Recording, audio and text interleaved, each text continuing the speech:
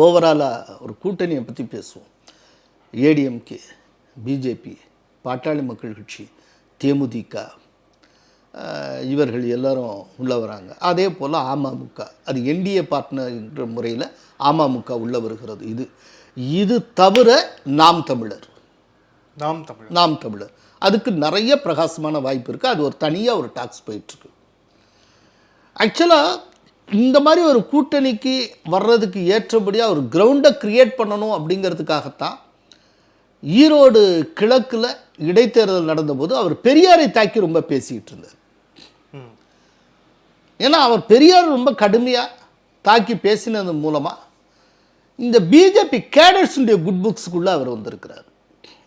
அவருடைய தமிழ் தேசியம் எதுவாக இருக்கட்டும், ஆனால் பெரியார் அவர் தீவிரமாக எதிர்க்கிறார்ல, அப்படிங்கிற அடிப்படையில் சீமான் மீதான ஒரு மரியாதை ஏற்பட்டிருக்கு.